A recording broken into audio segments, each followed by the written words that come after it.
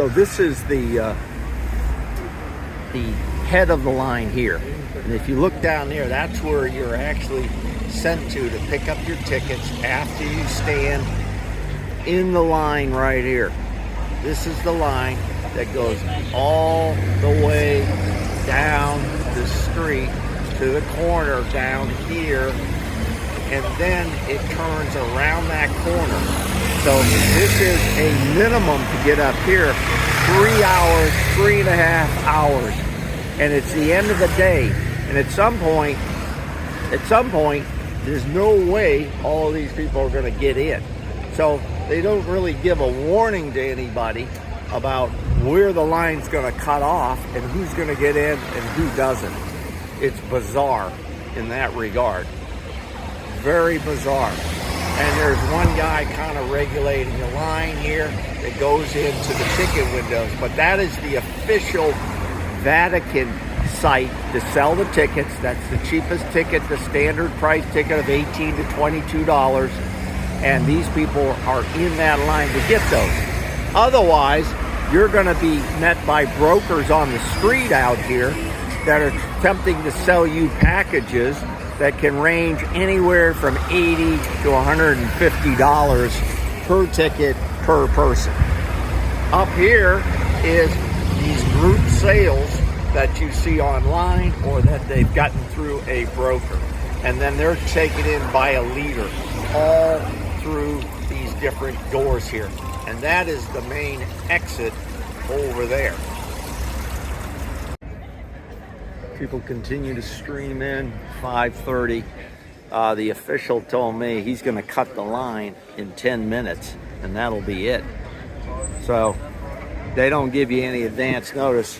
So when they open this thing and you're close to that, you better get through it. One guy, he didn't even see him hop through it, hop through the gate here and went in. So people have been standing in line for 3 hours. The security guy is not smart enough to see people hopping the line, so he hopped through. Well, you can't take any pictures here.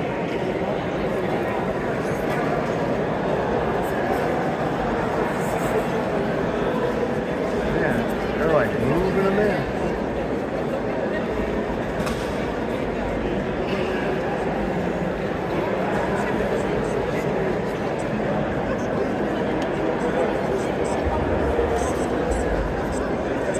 What do you see in here? Huh? Go! Okay, we are out here now, right in front of the Coliseum, and you can see some of the activity, the people here, and there it is. There is the Roman Coliseum, the most famous, I would say, of all the attractions here of the historical Roman ruins. It is magnificent to see. It has been damaged over the years through some earthquakes, and we're going to be going inside here shortly, but I just try to pan around and show you the activity. It just stopped raining, thank goodness. But right there is a pretty good look at the Coliseum, which you've read about, learned about in your history books, world history books. And behind us over here is the Roman Forum, which we'll be visiting after we come out of the Coliseum. We're inside now, the Coliseum, and you can see how big this place is. And we're in the upper levels.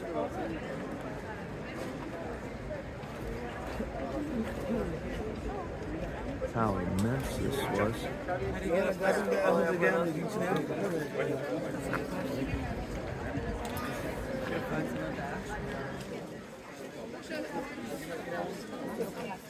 There's Lizard.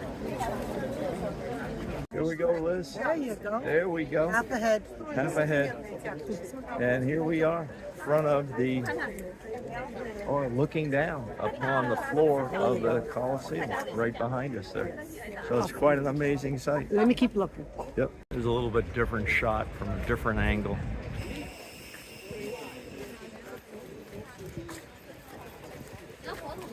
It was built back in 80 years AD, 80 years after Christ. A lot of people think Julius Caesar came here to watch the spectacles, but that's not true. It was built over 100 years after his death. Okay, we're on the ground floor now, actually, where all the gladiators and the animals were held down in here, and then they were hoisted up by makeshift elevators pulled by about 200 plus people to get them to the floor where you see everybody else standing over here is the actual floor. But this is the what they call the underground.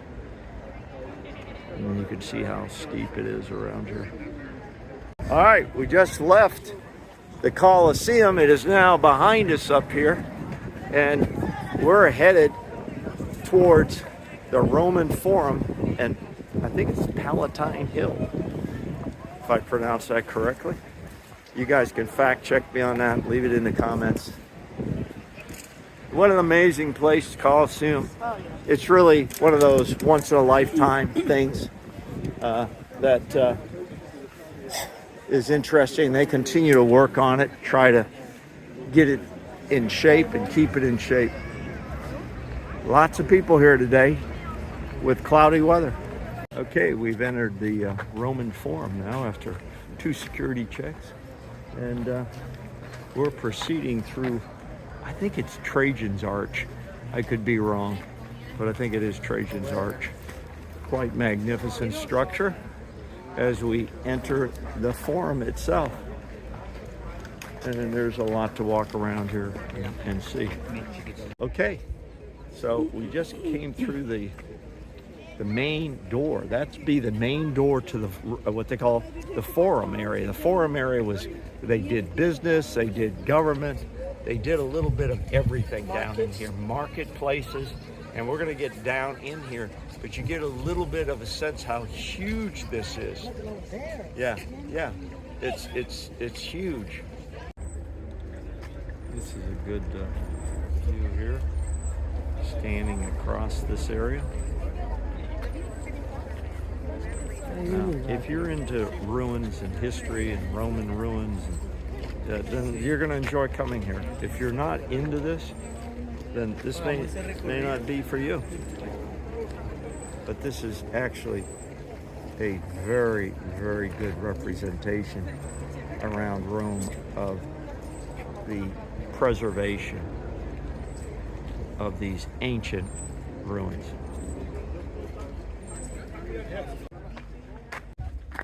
Oh, we're walking around here.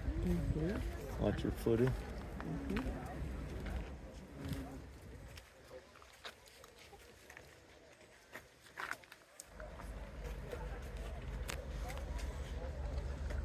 Could be.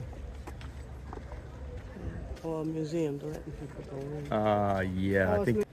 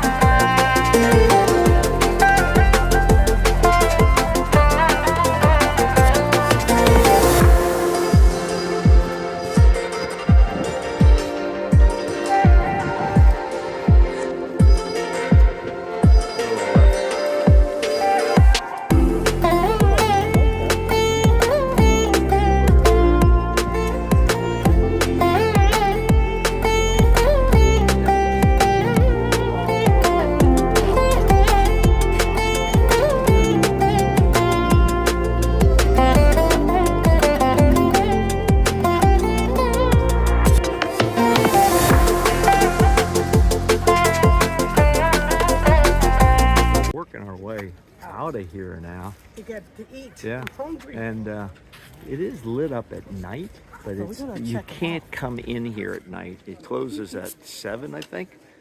And but you can overlook it from the street to see it. So we may do that, but we're gonna start heading out of here and looking for a bite to eat as I scan around here. It's just an amazing place.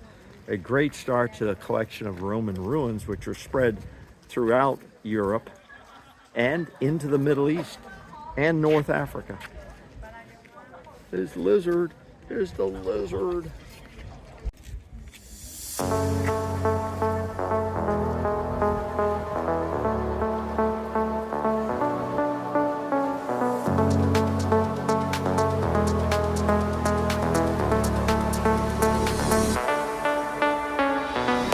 Here comes my sweetie.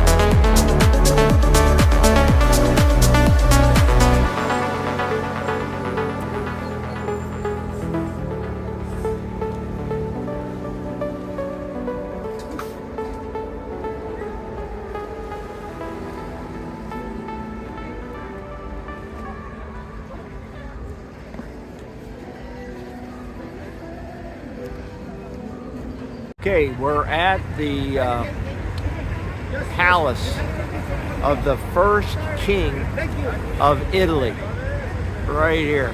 And it's beautiful at night. There's 2 armed guards up there, which you can't see. You'll see their heads right there by the wreath. Okay. Beautiful.